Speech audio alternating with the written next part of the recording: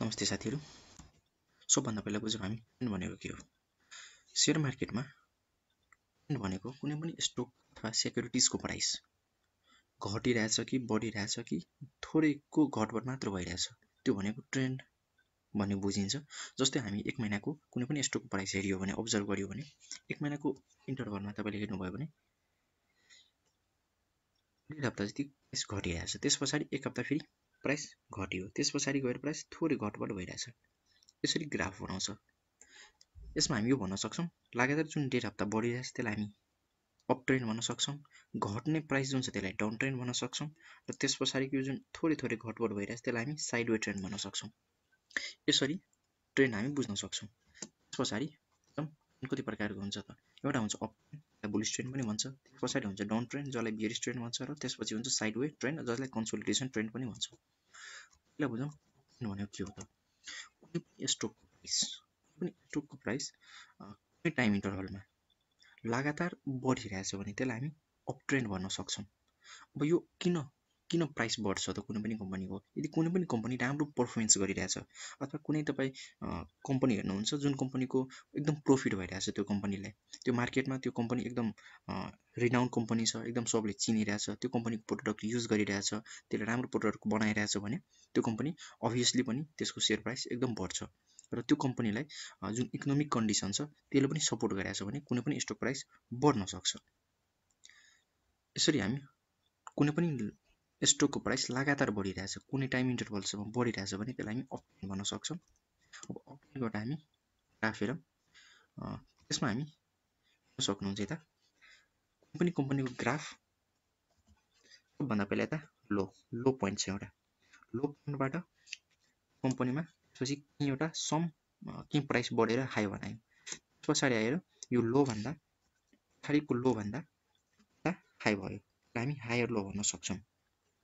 यो लो भन्दा यो अघिल्लो दिनको लो हो भने आजको यो प्राइस आजको जुन लो छ त्यो अघिल्लो दिनको लो भन्दा बढी छ, त्यसलाई हामी हायर लो भन्न सक्छौं। त्यसपछि हुन्छ हायर हाई। अब हिजोको हाई भन्दा हिजोको जुन स्टक प्राइस हाई छ मानौं, आजको प्राइस त्यो भन्दा पनि हाई छ, त्यसलाई हामी हायर हाई भन्न सक्छौं। यसरी तपाईहरु लगातार एक महिनाको, एक हप्ताको अथवा केही टाइम इन्टरभल, एक हप्ता हुन सक्छ, 2 हप्ता हुन सक्छ, 3 हप्ताको टाइम इन्टरभल हेर्नुभयो भने हेर्नुहुन्छ त्यसमा price higher low, higher high, फेरि higher low, higher high, higher low, यसरी गएर घटबढ भइरहेछ लगातार। अघिल्लो दिनको भन्दा आजको भन्दा भोलिको भन्दा फेरि पर्सिको, यसरी हाई भन्दा पनि अर्को दिनको हाई बढिरहेछ, आजको लो भन्दा पनि हिजो भोलिको लो बढिरहेछ भने त्यस्तो कन्डिसनमा हामी अप ट्रेन्डमा मार्केट छ भनेर बुझ्न सक्छौं। अब हामी शेयर कतिखेर किन्ने र कतिखेर बेच्ने, त्यसको लागि हामीले बुझ्नुपर्ने हुन्छ। अब कुनै पनि शेयर बढ्नेवाला छ भने त्यस्तो कन्डिसनमा हामीलाई क्यान्डल स्टिक, यो जुन हेर्नुहुन्छ यो क्यान्डल सबै क्यान्डल स्टिक हो, यो क्यान्डल स्टिकको प्याटर्न हामीले बुझ्नुपर्ने आवश्यकता हुन्छ। तपाईहरु हाम्रो युट्युब च्यानलको प्लेलिस्टमा गएर पनि हेर्न सक्नुहुन्छ। एउटा क्यान्डल स्टिक एनालाइसिस भनेर टपिक राखिरहेको छ, त्यसमा धेरै भिडियोहरु छ, त्यसमा गएर तपाईं हेर्न सक्नुहुन्छ। कुन क्यान्डल आयो भने प्राइस बढ्ने चान्स हुन्छ, कुन क्यान्डल आयो भने प्राइस घट्ने चान्स हुन्छ, त्यो हेरिसकेपछि बुझ्नुहुन्छ कि यतातिर कुन क्यान्डल बन्यो भने प्राइस बढ्नेवाला छ। त्यस्तो क्यान्डल चिनिसकेपछि अब हाम्रो प्राइस बढ्न सक्छ भनेर हामी ठ्याक्कै स्टक किन्नुपर्ने हुन्छ। त्यसपछि गएर तपाईहरुले हेर्नुभयो भने यो ठ्याक्कै मार्केट बढ्छ र अप ट्रेन्डमा गइसकेपछि फेरि माथि गएर फेरि एउटा यस्तो क्यान्डल बन्न सक्छ जुन क्यान्डलले यो डिनोट गर्छ कि मार्केट घट्नेवाला छ र घट्नुभन्दा पहिला ठ्याक्कै क्यान्डल आइसकेपछि तपाई बेचेर आफ्नो प्रॉफिट बुक गरेर मार्केटबाट निस्किन सक्नुहुन्छ। र यस्तो इन्टरभलमा जुन प्राइस बढ्ने प्रक्रिया छ त्यसलाई हामी अप ट्रेन्ड भन्न सक्छौं। र बेच्ने र किन्ने जुन छ प्रक्रिया त्यसमा क्यान्डलको एकदम ठूलो भूमिका छ। क्यान्डल चिन्नु भएन भने तपाईहरु कतिखेर किन्ने कतिखेर बेच्ने भनेर कन्फर्म हुँदैन, त्यही भएर क्यान्डलको बारेमा एकदम बुझ्नु होला। र यस्तो ट्रेन्डलाई हामी अप ट्रेन्ड भन्न सक्छौं, जसमा मार्केटमा डिमान्ड, कुनै पनि शेयर स्टकको डिमान्ड एकदम बढी हुन्छ र सप्लाई हुँदैन। अब स्टक बढिरहेछ भने यस्तो प्रक्रियामा अब कुनै पनि मान्छे कुनै आफ्नो शेयर जुन स्टक छ त्यो बेच्न खोज्दैन र किन्ने मान्छे एकदम हुन्छ। त्यही भएर किन्ने मान्छे धेरै भन्यो डिमान्ड त भयो, तर बेच्ने मान्छे यदि शेयर बढिरहेछ भने किन बेच्छ होला त, बेच्दैन। त्यही भएर सप्लाई एकदम कम हुन्छ तर डिमान्ड एकदम हाई हुन्छ।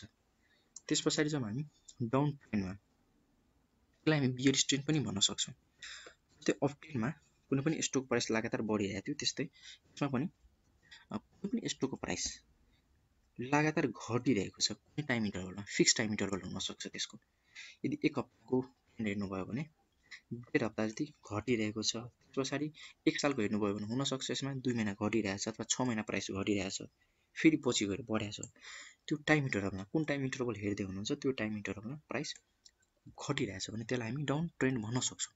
अब मार्केट कुनै अप ट्रेन्डमा छ भने डाउन ट्रेन्डमा किन जान्छ त?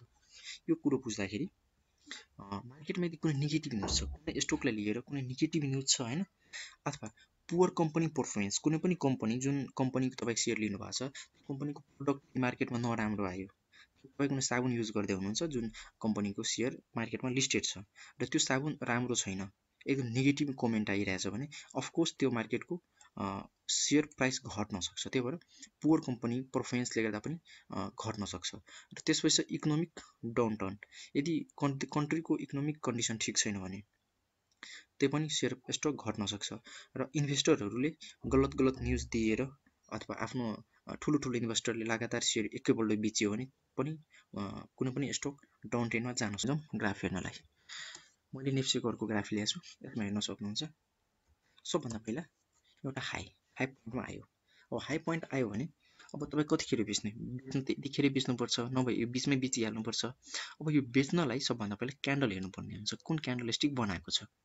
अब कुनै स्पेसिफिक क्यान्डल स्टिक बनाएको छ जुन बनाइसकेपछि प्राइस मार्केटमा घट्न सक्छ र तपाईँलाई थाहा छ अलरेडी मार्केट एक हप्तादेखि अप ट्रेन्डमा छ र यस्तो स्पेसिफिक क्यान्डल स्टिक बनाइसक्यो भने तपाईँलाई त्यतिखेरै सक्दो बुक गरेर मार्केटबाट निस्किनु पर्ने हुन्छ।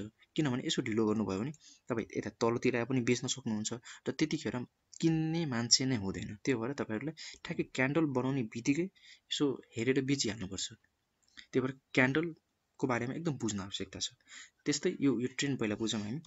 त्यसपछि एउटा हाई बनायो, त्यसपछि गएर एउटा लो बनायो, त्यसपछि को दिन जस्तै हिजोको हाई छ भने आजको जुन हाई छ त्यो हिजोको हाई भन्दा लो हो, त्यसलाई लोवर हाई भन्न सक्छौँ। हिजोको लो भन्दा आजको लो भन्दा पनि लो छ, त्यसलाई हामी लोवर लो भन्न सक्छौँ। त्यसरी लोवर हाई लोवर लो बनाउँदाखेरि मार्केट लगातार एक हप्ता अथवा 1 महिना अथवा 6 महिना जति लगातार घटिरहेछ मार्केट, त्यसलाई हामी डाउन ट्रेन्ड भन्न सक्छौँ। यस्तो मार्केटमा तपाईँलाई बेच्नुपर्ने हो, क्यान्डल हेरेर यता हामी किन्ने अथवा यता हामी बेच्ने र फेरि यो अर्को मार्केट बढ्ने साइन आयो भने यता हामी किन्न पनि सक्छौँ। अथवा केही त्यस्तो क्यान्डल बनाएको छैन भने हामी त्यतिखेर नकिनेर पनि मार्केटलाई अब्जर्भ गर्ने। जबसम्म कुनै नयाँ क्यान्डल बनाएन जुन मार्केट बढ्ने साइन दिइरहेछ त्यति बेलासम्म हामी गरेर बस्नुपर्छ। यस्तो मार्केटमा मार्केट यदि घटिरहेछ भने जोसँग सेयर छ यो मार्केटको सेयर बेच्न त खोज्छ, सप्लाई एकदम हुन्छ, बेच्न खोज्छ, तर किन्ने मान्छे नै हुँदैन, डिमान्ड नै हुँदैन। यस्तो मार्केटमा डिमान्ड एकदम कम हुन्छ र सप्लाई एकदम बढी हुन्छ भनेर पनि बुझ्न सक्छौँ। पछाडि छ हाम्रो साइडवे ट्रेन्ड, यसलाई हामी कन्सोलिडेसन ट्रेन्ड पनि भन्न सक्छौँ। त्यो ट्रेन्डमा मार्केट सेयर जुन प्राइस छ एकदम बढ्ने र एकदम घट्ने चाहिँ हुँदैन, एकदम थोरै घटबढ हुन्छ। 1 रुपियाँको घटबढ हुनसक्छ, थोरै पैसाको घटबढ हुनसक्छ। यदि तपाईँ 1 हप्ताको इन्टरभल हेर्दै हुनुहुन्छ भने थोरै पैसाको हुनसक्छ।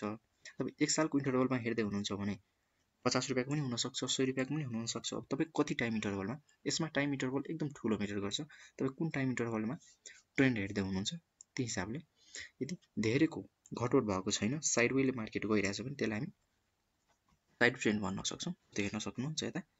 यस्तो मार्केटमा सेयरमा डिमान्ड र सप्लाई लगभग इक्वल हुन्छ। जति सेयर बेच्ने मान्छे हुन्छ त्यति किन्ने मान्छे हुन्छ। त्यही भएर मार्केट एकदम साइडवे ट्रेन्डमा गइरहेको छ। हेर्न सक्नुहुन्छ यता बढेर घटिरहेछ, धेरैको फरक चाहिँ आउँदैन। अब तपाईँ 1 महिनाको इन्टरभलमा हेर्दै हुनुहुन्छ भने धेरै घटबढ नहोला, 1 सालको हेर्नुहुन्छ भने घटबढ देख्न सक्नुहुन्छ प्राइसको। त्यसरी साइडवे ट्रेन्ड तपाईँहरू बुझ्न सक्नुहुन्छ। र यो सबभन्दा इम्पोर्टेन्ट चिज भनेको यसमा टाइम इन्टरभल हो। र टाइम इन्टरभल कुन हेर्दै हुनुहुन्छ तपाईँ, टाइम इन्टरभल हेरेर आफ्नो ट्रेन्ड बुझ्न सक्नुहुन्छ। यसको लागि अब हामी जाउँ। यसरी चार्ट हेर्नलाई तपाईँहरू कुनै वेबसाइटमा गएर पनि हेर्न सक्नुहुन्छ। जस्तो म नेप्से अल्फाको वेबसाइटमा छु, नेप्सेको अल्फाको वेबसाइटमा आएर अब यता अप ट्रेन्ड डाउन ट्रेन्ड हामी हेर्न सक्छौँ। अब यो टाइम अलि इन्टरभलमा अलि बढी टाइम इन्टरभलमा देखिरहेको छु, त्यही भएर हेर्न सक्छौँ। मैले रेक्टेंगल लिए र यसरी मैले सपोर्ट र रेसिस्टेन्स बनाएँ।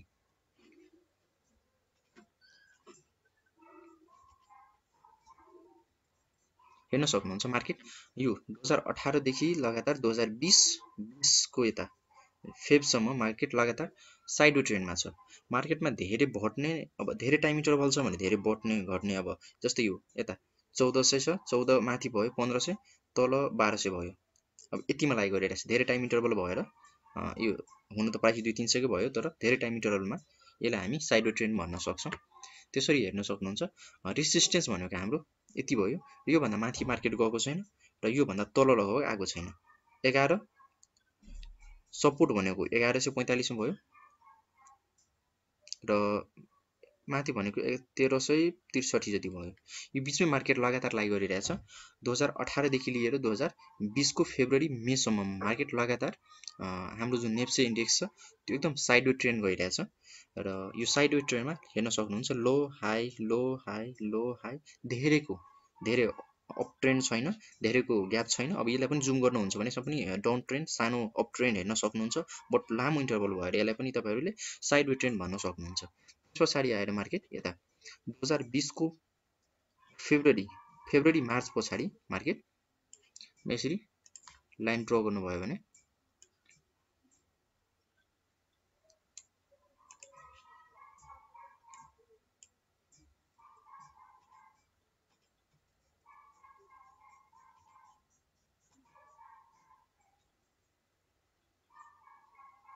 यसरी तान्नु भयो भने हेर्न सक्नुहुन्छ मार्केट सबभन्दा पहिला यता जुम गर्दाखेरि यता लोमा छ त्यसपछि लोबाट हाई बनायो त्यसपछि यता तल आएर हायर लो बनायो त्यसपछि फेरि हायर हाई बनायो हायर लो बनायो त्यसपछि हायर हाई बनायो हायर लो बनायो र यसरी market low high higher high higher low higher high higher low higher high higher low higher high higher low higher high higher low higher high higher low high higher high यसरी market higher high higher low बनाएर up trend लगातार 2020 को March देखि लिएर 2021 को सेप्टेम्बरसम्म लगातार NEPSE index up ट्रेन्डमा रह्यो।